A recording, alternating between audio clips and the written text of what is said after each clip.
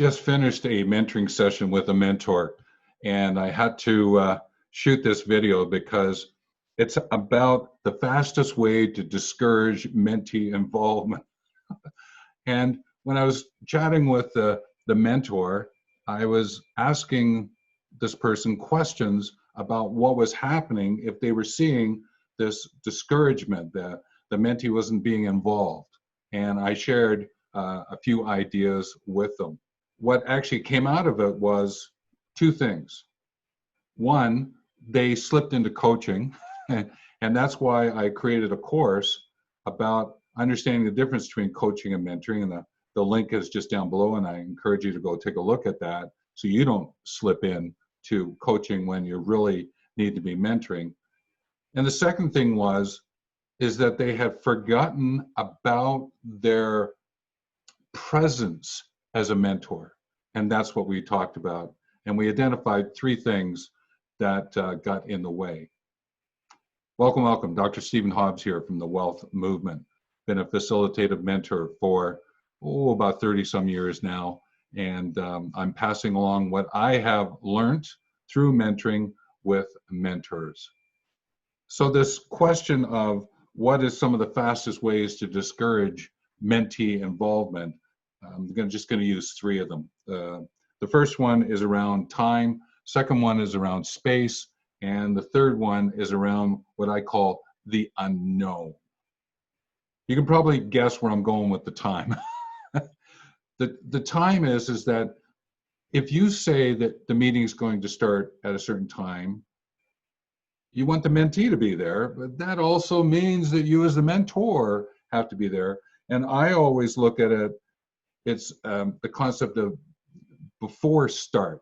From the mentor to be before start. You have to be there ready to welcome the mentee to the meeting.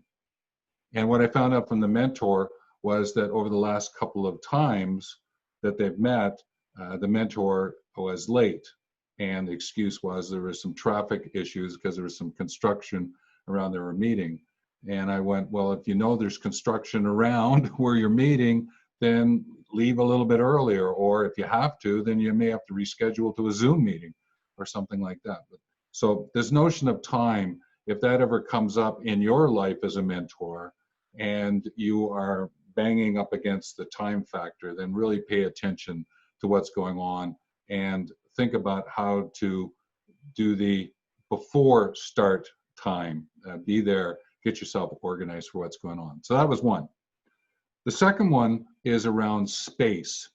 And it's the idea about being present in the place. If you're going to be attending with the mentee, then be present. Don't be thinking about a whole bunch of other things because it'll show up on your face very easily, and that's not something you want to have happen.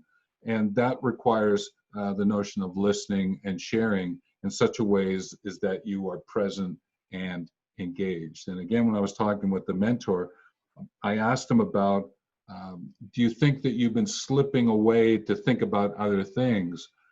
And they said no, but their face said yes, if you know what I mean. It's sort of like, no, but you could sort of see there was a hesitation there, and that's what happened when I saw the face of the mentor I was working with.